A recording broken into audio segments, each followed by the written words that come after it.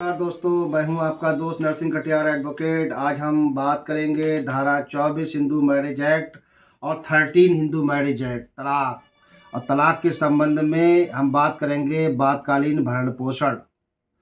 इसमें केसला भी बताएंगे जिसका नाम है विक्रम चतुर्वेदी बनाम state of UP Allahabad high court खंडपीठ लखनऊ द्वारा कि बातकालीन भरण पोषण क्या होता है।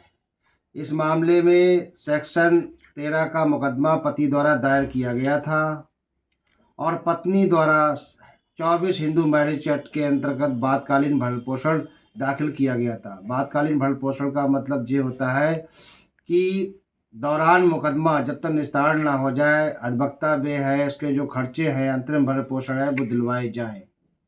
तो इस मामले में पति का यह कथन कि पत्नी ने दूसरी शादी कर ली है, इसलिए उसे बातकालीन भरण पोषण ना दिया जाए, इसके बारे में हम बात करेंगे। तो इसमें हाई कोर्ट द्वारा ये प्रतिपादित किया गया कि जो बातकालीन भरण पोषण है वो एक विशेष अधिकार है, उसे किसी भी परिस्थिति में खारिज नहीं किया जा इसलिए खारिज नहीं किया जाएगा क्योंकि जो बातकालीन भरण पोषण है, यदि किसी व्यक्ति के पास खर्चा नहीं है तो वो अपना डिफेंस कैसे करे।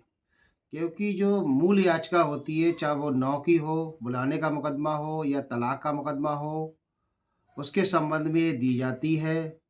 इसमें विक्रम चतुर्वेदी द्वारा ये आधार लिया गया था कि जो हमारी पत्नी प्रियंका चतुर्वेदी है, इसने दूसरा विवाह कर लिया है और उसके लिए सुल्तानपुर ज़िले में एक धारा 494 द्वितीय विवाह का मुकदमा भी मजिस्ट्रेट कोर्ट में किया था, जिसमें 202 की जांच कराई की थी, जिसमें पुलिस ने ये कहा था कि हाँ, इसने दूसरा विवाह कर लिया है, लेकिन किसके साथ किया है ये क्लियर नहीं किया था।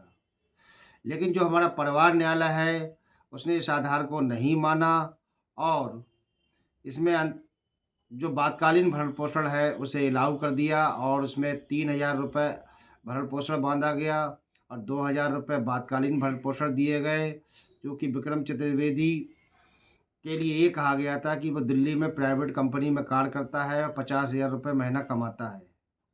तो जो बातकालीन भरण पोषण होता है कि जब तक उसका पूर्ण निस्तारण ना हो जाए, कोई ऐसा साक्ष्य ठोस ना हो, खारिज नहीं किया जा सकता, भले ही पत्नी ने दूसरा विवाह कर लिया हो। इसी बात को साइटेशन किया गया है ऑनरेबल हाई कोर्ट द्वारा और ये बताया गया है कि जो बातकालीन भरण पोषण होता है वो दौरान दिया जाता है, ये स्थायी भत्ता नहीं होता है।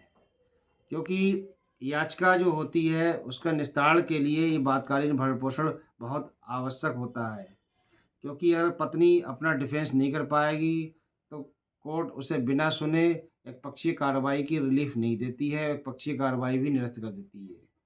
तो दोस्तों, आपने जाना कि बातकालीन भरण पोषण के संबंध में दूसरी पत्नी ने अगर पत्नी ने दूसरा विवाह कर लिया है तब भी रिजेक्ट नहीं किया जा सकता। तो इन्हीं शब्दों के साथ मैं अपनी वाणी को विराम देता हूँ। जय हिंद, जय भारत।